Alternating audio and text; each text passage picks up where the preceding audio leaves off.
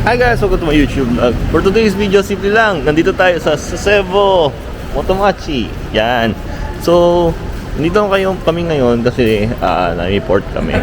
Kadalasan actually drive na kami dito, pero first time namin ngayon as a passenger na pasahero kami. Tapos namasyal-masyal. So, nandito kami para alam mo 'yon. Tingin-tingin.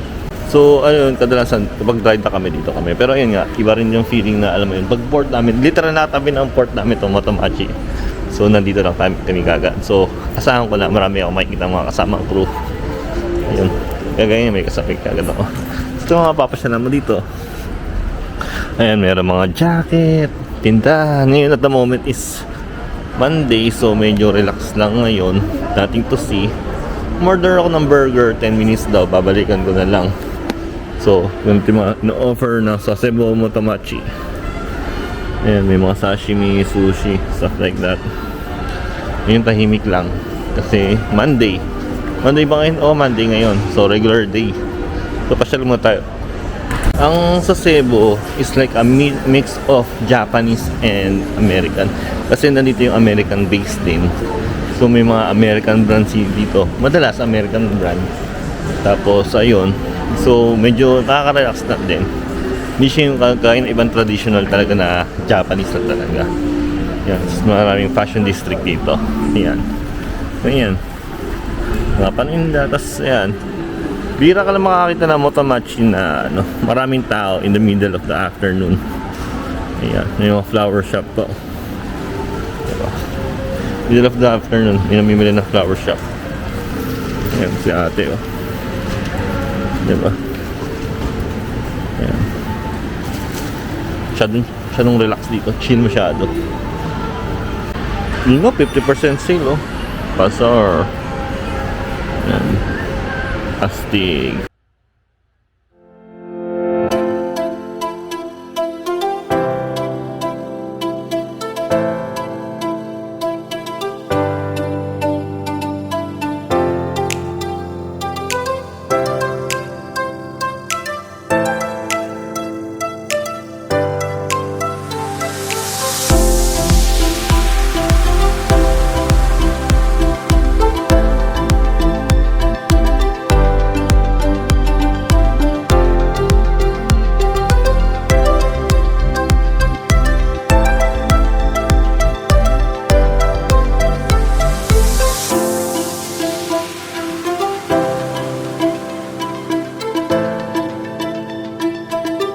Kaya sila may burger association para yung mga paninda dito is alam mo yun, tawag doon, ma-synchronize para yung competition fair.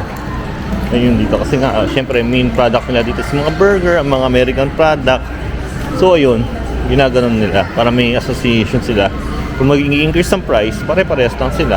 Wala lang, little bit fact lang. Wala mo yun, may Asian shop pa dito. Ayan oh. Astig. Pero telepono niya pang pang Pilipinas 0956.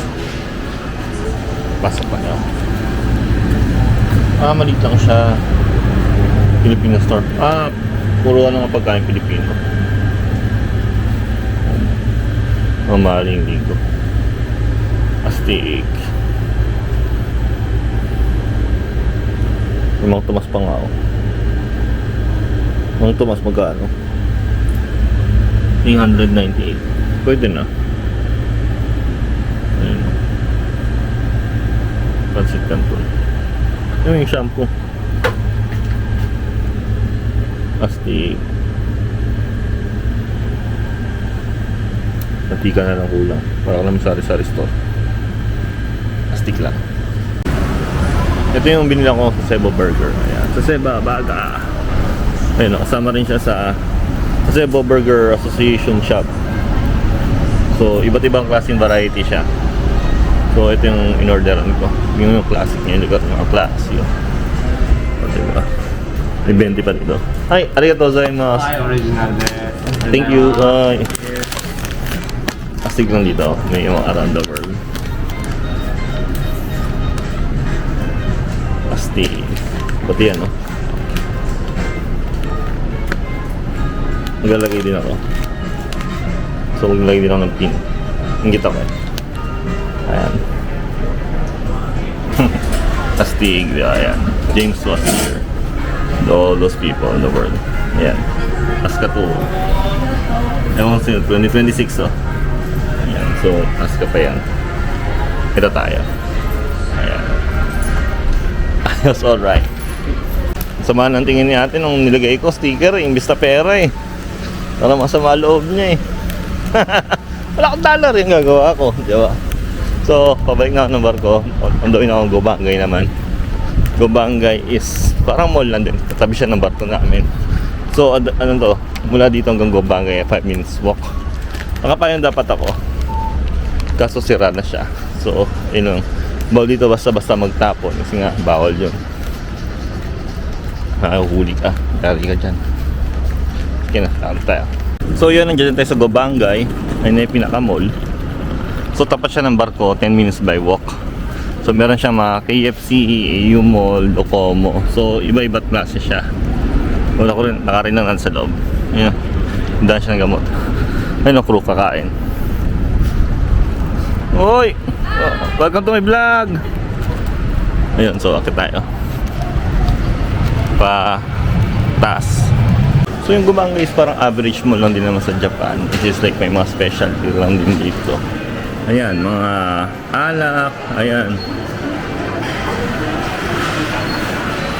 Malupit sa Japan. Kahit napakadami rin nilang mall sa Pilipinas. Bihirang-bihira makapunta sa stall na konti yung tao. Tapos, alam mo yun, lahat ng part ng mall, tinatangkilik.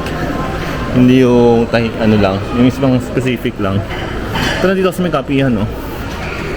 Oh, masarap na. Tea coffee. Sarap. Tapos maraming tao. So dito sa may Gobangay, sa baba is supermarket na naman.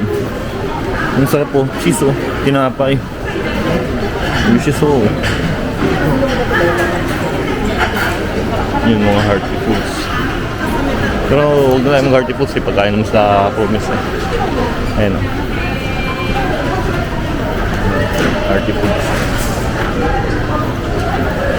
Yung tayo sa taas.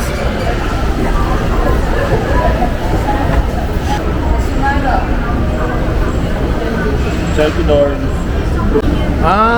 Bali sa taas, meron siyang Gio na rin. So, may Gio na siya, ayan. Excel. So, may na rin talaga siya.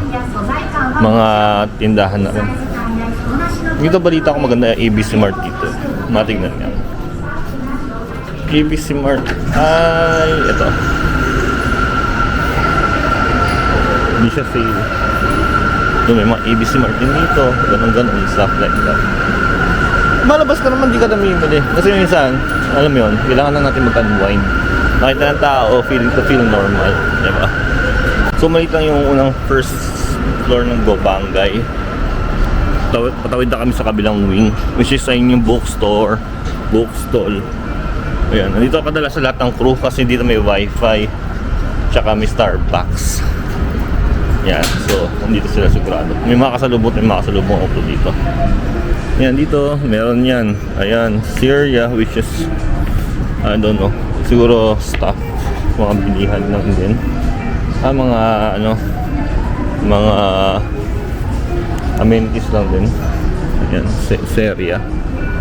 Yung mga crew sa loob. Ayoko na akong pumasok. Kasi may Starbucks. Gusto mo Starbucks eh. So, if you nasa front ka ng barko, makakatanaw mo na yung Aska. Ayan, panahon-tanaw mo. Yun o, Lab sa Cebu. Yan, diba? Astig. Ang ganda tignan. Dito sila bumili ng sa Cebu burger.